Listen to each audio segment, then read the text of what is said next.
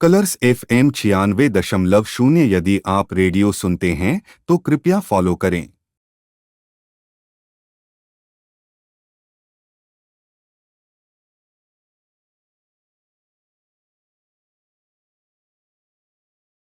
मेरी सासू माँ ने मुझे अपने ससुर के साथ गांव में भेजा था। एक दिन मैं बारिश में भीगकर घर के अंदर आई। मुझे एहसास हुआ कि मेरी साड़ी पूरी तरह से भीग चुकी थी और बाल खुले होने की वजह से मेरे कंधों पर लहराते हुए गिरे हुए थे। पानी की बूंदें अब भी मेरे चेहरे और बालों से टपक रही थीं और हल्की सी ठंड मुझे महसूस हो रही थी। बारिश में भीगने का यह एक अलग ही अनुभव था। घर में मोमबत्ती की हल्की रोशनी और बाहर से आती तेज बारिश की आवाज ने माहौल को और भी खास बना दिया था। मैंने साड़ी का पल्लू ठीक करते हुए ससुर जी से कहा, बाबूजी, खिड़कियां और दरवाजे बंद कर दीजिए, नहीं तो पानी अंदर आ जाएगा। जैसे ही उन्होंने मेरी बात सुनी, उन्होंने खिड़कियां बंद कर दी, लेकिन उनकी नजरें कुछ देर के लिए मुझ पर ठहर गईं। वे मुझे नीचे से ऊपर तक देखने लगे, शायद यह देख रहे थे कि मैं पूरी तरह भीग चुकी हूँ। मुझे उनके देखे जाने का आभास हुआ, लेकिन मैंने इसे नजरअंदाज करते हुए कहा, बाबूजी, मोमबत्ती लेकर ऊपर चलिए ताकि मैं कपड़े बदल सकूं और आराम से बैठ सकूं।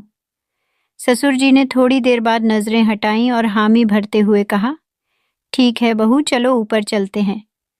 हम दोनों ऊपर के कमरे में गए। फिर मैं बाथरूम में गई और बाबूजी को बुलाया और कहा, बाबूजी, यहाँ इतने सारे नल क्यों खुले हुए हैं? आप देखिए और पानी बंद कर दीजिए। बाबूजी बाथरूम में आए और नल बंद करने लगे और मेरा गलती से पांव फिसल गया और बाबूजी ने मुझे कमर से कसकर पकड़ लिया। फिर मैं भी मंत्रमुग्ध हो गई और बाबूजी मंत्रमुग्ध हो गए और बाथरूम में ही बाबूजी ने मेरी। यह सब एक साधारण दिन की बात है जब मेरी सासू माँ का फोन आया। मुझे पहले से ही अंदेशा था कि कुछ खास बात है, क्योंकि वे बिना किसी खास कारण के मुझे इतनी जल्दी कॉल नहीं करती। मैंने फोन उठाया और उनकी आवाज में हल्का सा तनाव महसूस किया। बहू, तुम्हें तुम्हारे बाबूजी के साथ गांव जाना होगा, सासू माँ ने सीधे तौर पर कहा। यह सुनते ही मैं थोड़ी चौंक गई। मेरे दिमाग में तुरंत यह विचार आया कि आखिर वे खुद क्यों नहीं जा सकती और क्यों मुझे जाना पड़ रहा है। मैंने शांति से कहा, सासू माँ, आप और आपके बेटे दोनों नहीं जा सकते क्या? मेरे ऑफिस का भी काम है।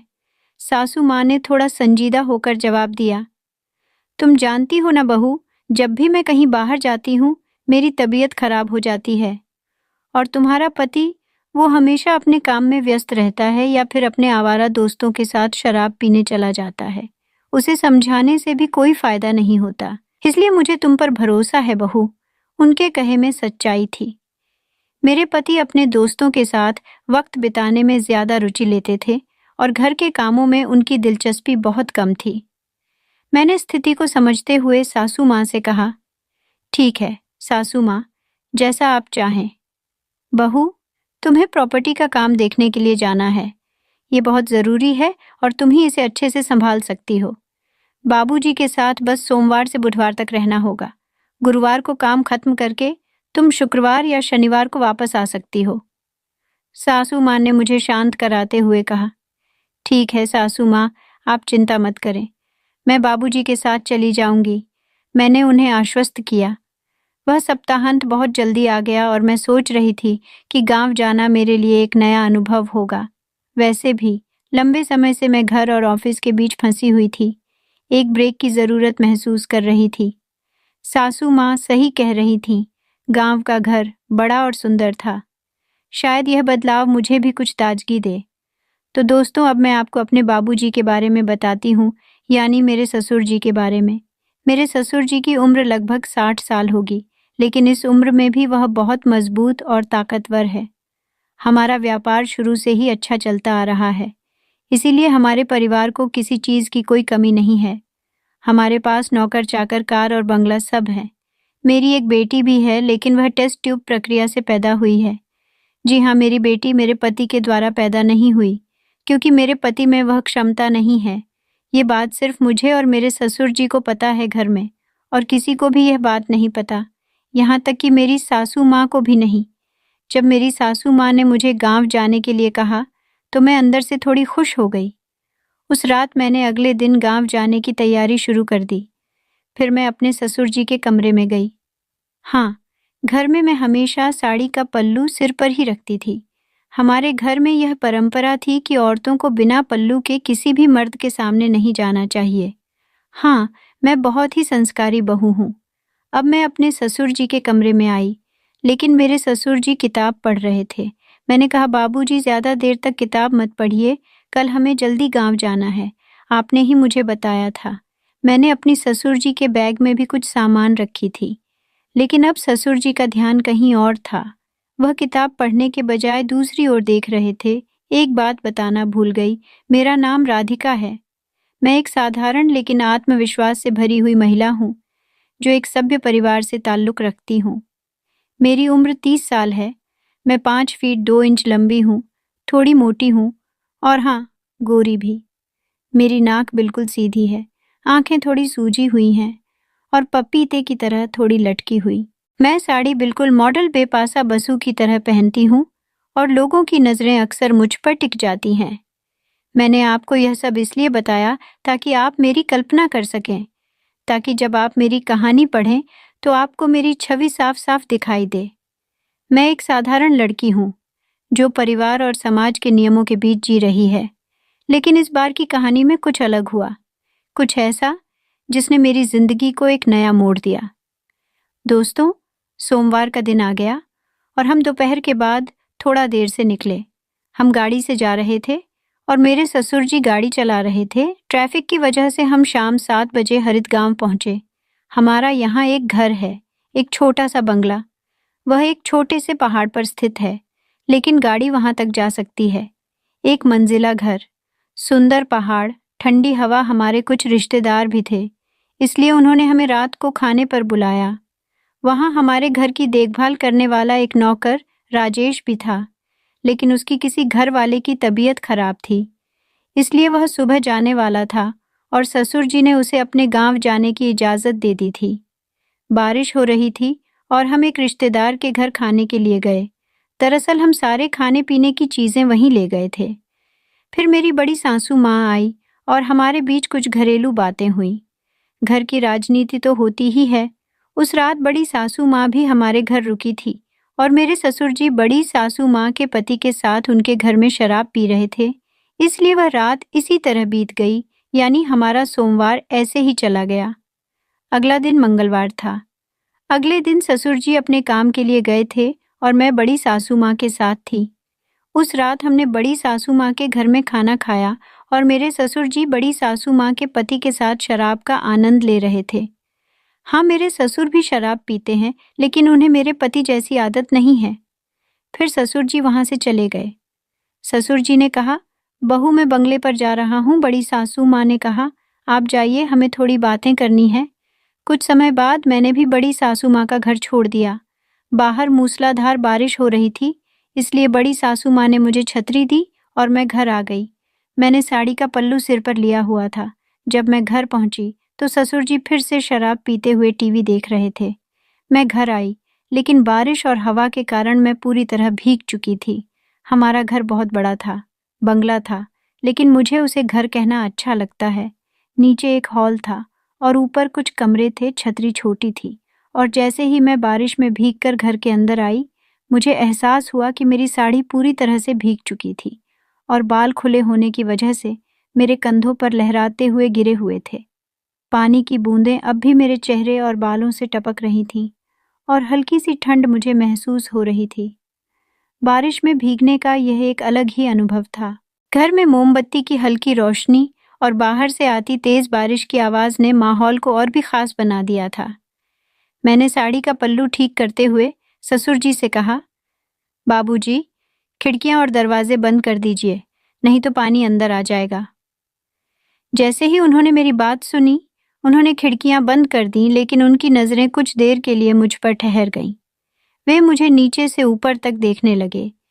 शायद यह देख रहे थे कि मैं पूरी तरह भीग चुकी हूँ। मुझे उनके देखे जाने का आभास हुआ, लेकिन मैंने इसे नज़रअंदाज करते हुए कहा, बाबूजी, मोमबत्ती लेकर ऊपर चलिए ताकि मैं कपड़े बदल सकूं और आराम से बैठ सकूं। ससुर जी ने थोड़ी देर बाद नजरें हटाईं और हामी भरते हुए कहा, ठीक है बहू, चलो ऊपर चलते हैं।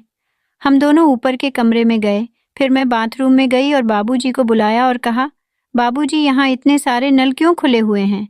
आप देखिए और पानी बंद कर दीजिए। बाबूजी बाथरूम में आए और नल बंद करने लगे, लेकिन गलती से शोवर चालू हो गया। मैं फिर से भीग गई। हाँ, मैंने नीली साड़ी पहनी थी और सिर पर साड़ी का पल्लू भी था। फिर मैंने देखा कि बाबूजी चुपचाप मुझे ही देख रहे थे। बारिश के कारण मेरी साड़ी पूरी तरह भीग चुकी थी और बाबूजी मेरी तरफ ही देख रहे थे। एक दिन ऐसा ही हुआ। मेरे ससुर जी हमेशा दोस्तों के साथ बाहर घूमने जाते थे। उन्हें थोड़ी बहुत सिगरेट पीने की भी आदत थी। एक दिन मैं सुबह दुकान गई, बारिश हो रही थी और हमेशा की तरह मैंने साड़ी का पल्लू सिर पर लिया हुआ था। मैं बहुत ही संस्कारी बहू हूँ। मैंने छतरी ली और देखा कि मेरे ससुर जी क्रॉसिंग पर खड़े थे। मैंने छतरी आगे बढ़ाई, लेकिन बाबूजी मेरी तरफ ही देख रहे थे। उनकी नजरें मुझसे हट नहीं रही थीं। हाँ, उनकी निगाहें मेरी भीगी साड़ी के बाहर दिख रहे हिस्सों पर थीं। मैं घर आई और जब मैंने आईने में देखी तो मेरी साड़ी सामने से काफी भीग चुकी थी और वह मेरे शरीर से चिपकी हुई थी, जिससे सब कुछ साफ दिख रहा था। उसमें मेरी वर्दी भी दिख रही थी। साड़ी पारदर्शी होने के कारण मेरी खूबसूरती नजर आ रही थी। साड़ी पीछे से गीली थी। फिर मैं कुछ सामान लेकर घर की ओर निकल पड़ी। तब मुझे भी मजा आने लगा। मैं जानबूझकर बाबूजी के आसपास घूमने लगी। झाड़ू लगाते वक्त मैं नीचे झुकने का बहाना करती। किसी न किसी बहाने से मैं बाबूजी को अपना प्रदर्शन दिखाने लगी और बाबूजी भी हमेशा अपनी छिपी नजरों से मुझे देखते और मेरे सुदृढ़ शरीर को देखकर आनंद लेते। कुछ देर बाद बाबूजी यानी मेरे ससुर घर आए। मैं गीली हो चुकी थी और मुझे साड़ी बदलनी पड़ी। बाबूजी बैठे हुए थे। वहाँ एक अलमारी थी। मैंने कपड़े निकाले और उसमें रखी दूसरी लाल साड़ी निकाल ली। उसी कमरे में एक और कमरा था। मैंने पेटीकोट और सब कुछ लिया और दूसरी लाल साड़ी लेकर उस दूसरे कमरे में चली गई। ससुर जी बाहर बरामदे में सोफे पर बैठे थे। बाबूजी मुझे साड़ी बदलते हुए देख सके, इसलिए मैंने दरवाज़ा थोड़ा सा खुला रखी। फिर मैंने साड़ी बदलना शुरू किया। अब तक मैं बहुत गीली हो चुकी थी। जब मैं साड़ी बदल रही थी, मेरे ससुर चुपचाप मुझे देख रहे थे। मैंने भी उन्हें देखा, लेकिन नज़रअंदाज कर दिया। साड़ी बदलते समय मेरी चूड़ियों की आवाज़ हो रही थी, जिससे ससुर थोड़े असहज हो गए थे। मुझे भी इस बात का आनंद मिल रहा था कि कोई मुझे चुपके से देख रहा है, फिर चाहे वह मेरे ससुर ही क्यों ना हो, लेकिन कोई तो मुझे देख ही रहा था। बाबूजी वहीं बरामदे में बैठे थे। मुझे पता था कि वह मेरी हरकतें देख रहे हैं। वह अपनी धोती में कुछ एडजस्ट कर रहे थे। मुझे पता था कि अब बाबूजी तैयार हो चुके थे। कमरे में काफ़ी अंधेरा था, लेकिन मोमबत्ती की रोशनी में मुझे सब कुछ साफ दिख रहा था। मैंने साड़ी बदलनी शुरू की। मेरे अंग इतने बड़े थे कि साड़ी से पूरी तरह नहीं ढक पा रहे थे। मेरे और बाबूजी के बीच करीब 121 फीट का फासला था। वह सोफे पर बैठकर मुझे देख रहे थे। मैंने अपनी चप्पल का बटन खोलने की कोशिश की। बटन कड़ा था, इसीलिए उसे खोलने में मुझे काफ़ी मशक्कत करनी पड़ी। अब मेरे 999 स्पर्श के बाद वह बटन खुला। मेरी साड़ी ज़मीन पर गिर चुकी थी और मेरा भरा हुआ पेट और गहरी नाभिक शायद बाबूजी को दिखाई दे रही थी। अब बाबूजी पूरी तरह से मदहोश हो चुके थे। वह अपनी धोती में कुछ एडजस्ट कर रहे थे और उनकी हरकतें मुझे साफ दिखाई दे रही थीं, क्योंकि कमरे में अंधेरा था। मैंने आखिरकार आखिरी बटन भी खोल लिया और बाबूजी की ओर थोड़ा ज़्यादा मुड़ गई। अब तो उन्हें सब कुछ साफ दिखाई दे रहा होगा।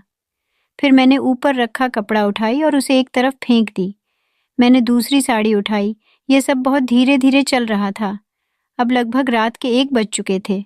मैं बाबूजी की तरफ थोड़ा ज़्यादा मुड़ गई थी। साड़ी बदलते समय मेरी चूड़ियों की खनक गूंज रही थी।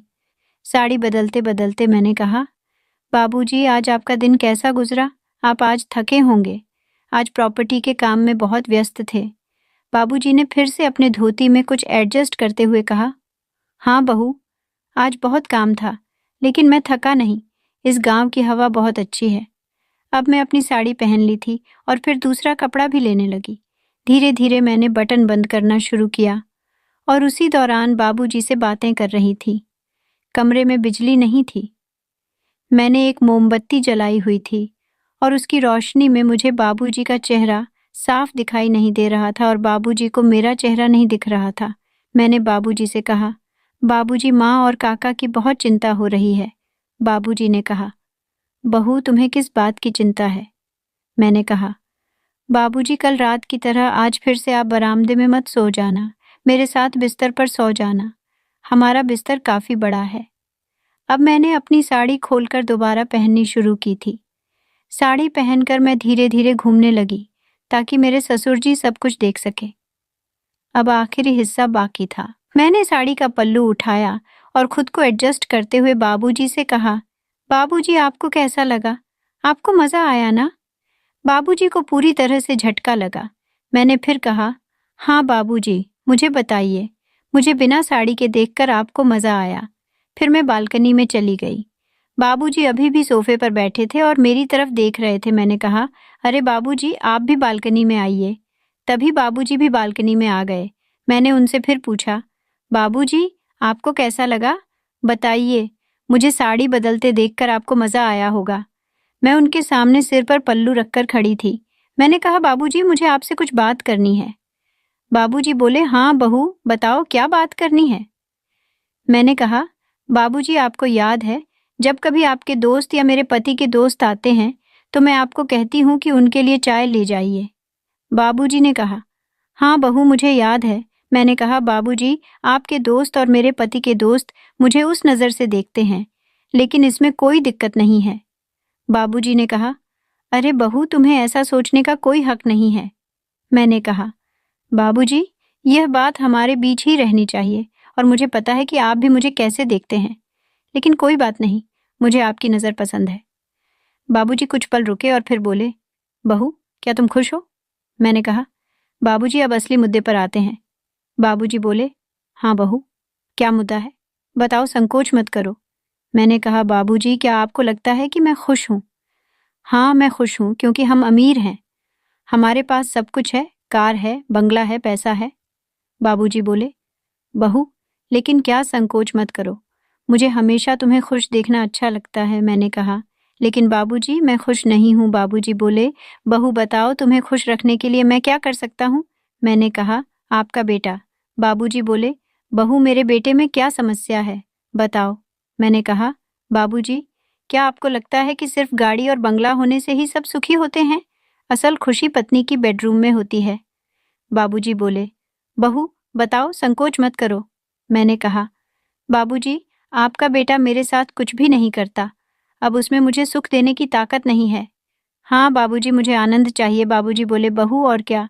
मैंने कहा, मुझे पता है कि आप अपनी पत्नी यानी सासू माँ के साथ भी कुछ नहीं कर सकते। आपको कई सालों से कोई सुख नहीं मिला ही आपकी पत्नी से और ना ही किसी अन्य महिला से। बाबूजी शांति से सुन रहे थे। मैंने कहा, मुझे पता है कि आप कभी-कभी मुझे वैसे देखते हैं।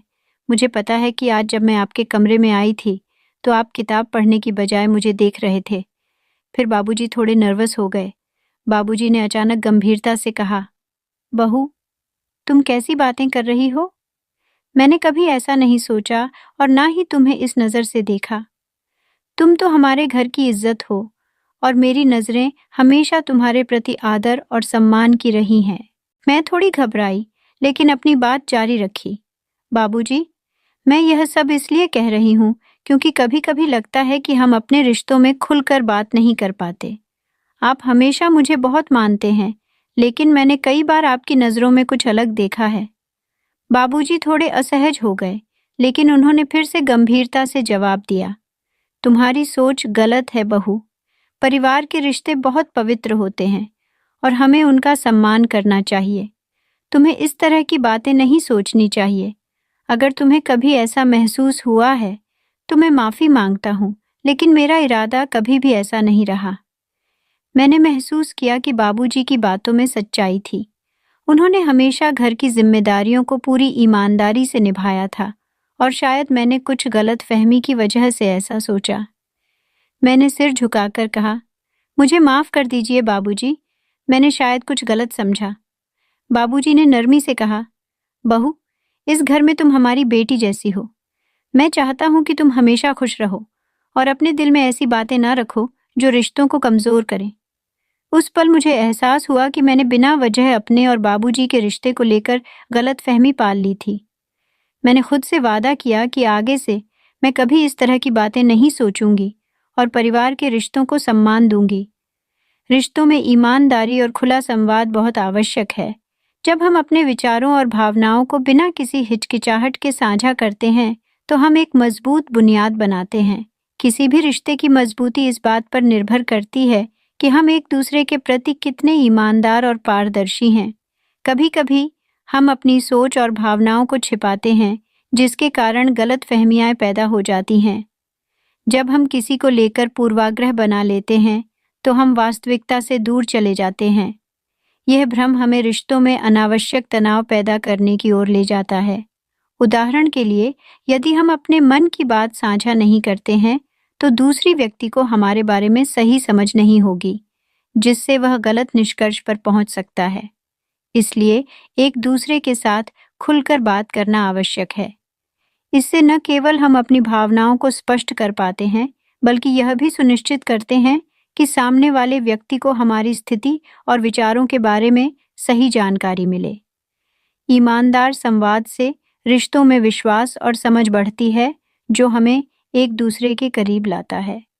रिश्तों को सफल बनाने के लिए संवाद को प्राथमिकता देना चाहिए। स्वरूप मुझे बेटी मिली। तो दोस्तों, यह थी हमारी आज की छोटी सी कहानी। आपको ये कहानी कैसी लगी? कमेंट करके ज़रूर बताएं। अगर आपको ये कहानी पसंद आई हो तो इसे लाइक करें और अपने दोस्तों के साथ शेयर करें। आगे भी ऐसी ही रोमांचक कहानियों के लिए हमारे चैनल को सब्सक्राइब करें और बेल आइकन दबाना ना भूलें, ताकि आप हमारी कोई भी कहानी मिस ना करें।